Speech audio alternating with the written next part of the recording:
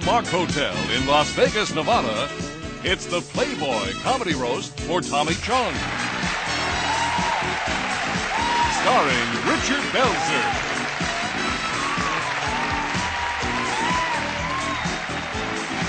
Mac and Jamie,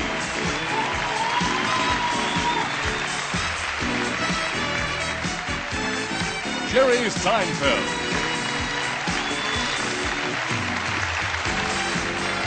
Chong,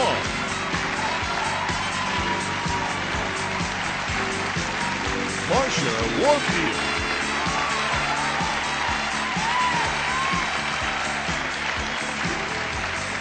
Slappy White,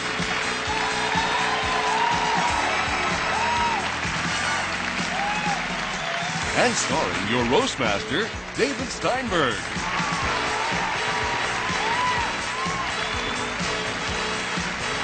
Ladies and gentlemen, tonight's guest of honor, Tommy Chong.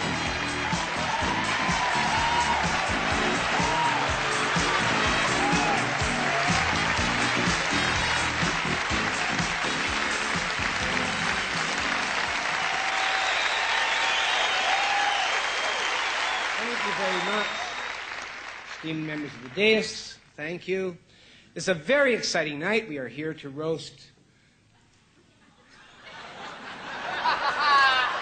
We're here to roast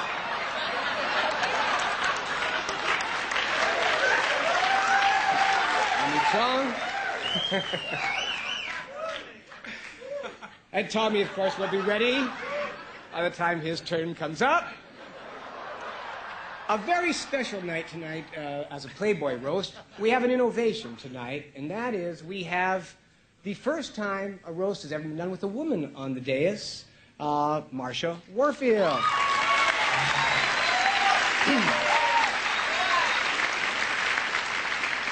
So normally we like to sort of let out and let loose, but because of the presence of a woman, we'll be a little bit contained more than usual tonight. Oh. What's that, Marcia? Fucking well. Oh. Yes, we better. The first obscenity goes to Marcia for the evening. Now, Cheech and Chong are a very prolific comedy team. They do a lot of things. They do concerts, they do comedy albums, they do so many movies, sometimes 2 movies a year, and I wanted to find out how do they do so much. And I found out a lot of energy, a lot of talent, and a total disregard for quality. Cheech and Chong were a groundbreaking and are a groundbreaking comedy team. No. Usually in comedy teams, one guy plays straight and one guy plays funny. Abbott was the straight man, Costello was funny. But Cheech and Chong broke all the rules. Neither one of them is funny.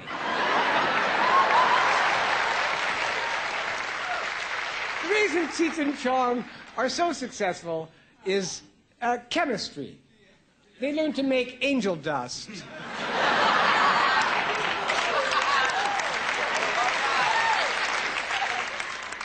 When you talk, however, about Tommy Chong,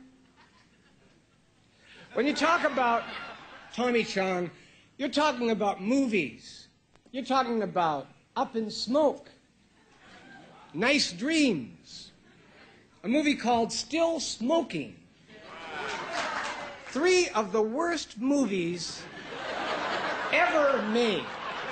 Rex Reed, the esteemed critic from New York, once said, "I'd rather fuck Judith Crist than sit through another Cheech and Chong movie."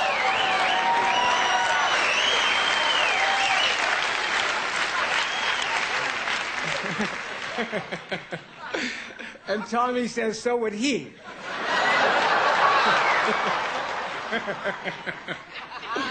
Now, Tommy is actually continuing in a great show business tradition. Gracie Allen, the Daffy Dame, Edwin, the perfect fool, and now Tommy Chong, the slow-witted putz.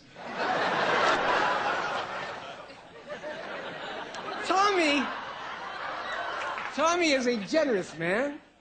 He just got back from Africa, where he did his bit to stamp out hunger. He was turning the Ethiopians on to coke.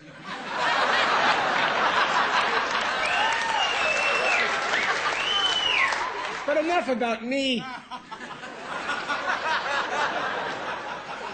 We have a wonderful dais here tonight. Dais, if you're a Litvak.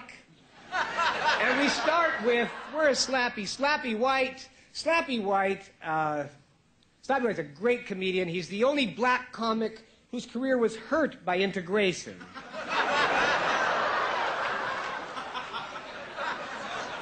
Martin Luther King once met Slappy White and said, "I have a nightmare." Ladies and gentlemen, you will see why we like to start with Slappy White. He is simply one of the best. Ladies and gentlemen, Slappy White.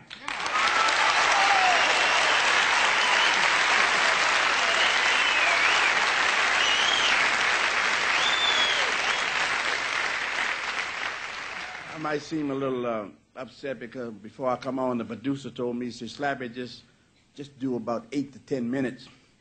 I said, man, hell, a hook will give me more time than that.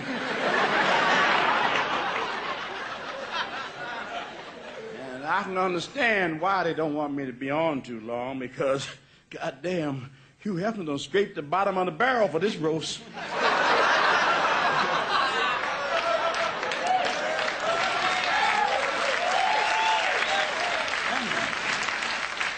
Anyway, Happy New Year, Chong, because this is their New Year. Yeah. Look at him sitting there with them little old squinty eyes. You know why his eyes got like that? Eating rice. They eat so much rice, when they got to go over, they go.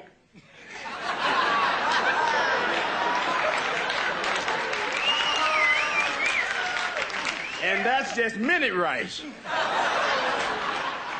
Long grain job will ruin you. You don't get no wild rice. I knew right away when they called me about this roast that it was a goddamn Chinaman. By that short name, you know, Ching Chong Ching Chang Chung. You got those little short names, put them all together, Ching Chang Chung Chang Ching. Sound like Sammy Davis falling down step with all his jewelry on.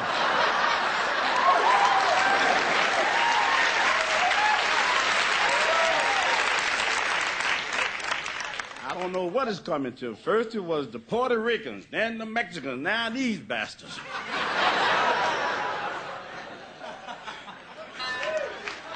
Now, the first time I met Chong, I never did like him. I met him in Hollywood, he and this Marsha Warfield at a masquerade party. He had on an afro wig and some dark makeup. He came as Uncle Ben. She had on a coat made of pubic hairs.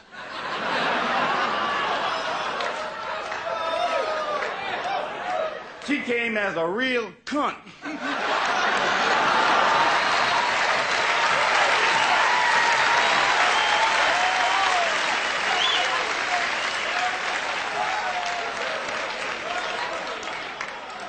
He's the only guy I know can blow smoke rings with pubic hairs around him.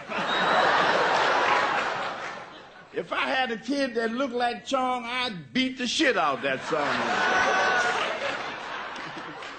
He come telling me Confucius said that the Chinese invented the toilet seat.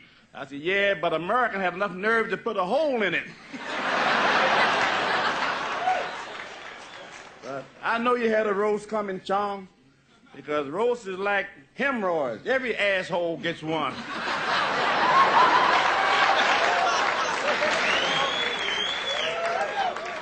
Standing backstage, you come telling me, well, Slappy, I want you on the roast because you know I got a warm spot inside for black people. At the time, he was peeing in his pants. But, Chong, this is your first roast, and I'm glad that I was the first up to try to help you on your way. So I want to thank you for having me here. And if we do good tonight, you know, fuck you.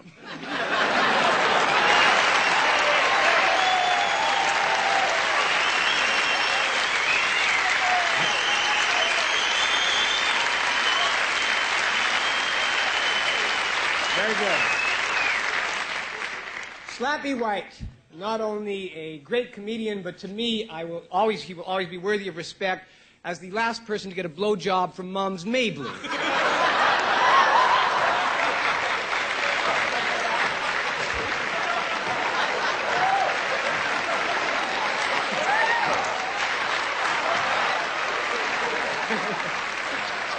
Richard Belzer.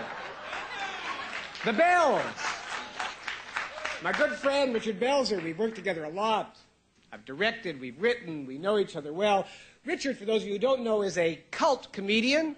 Unfortunately, the cult is the Rajneesh cult.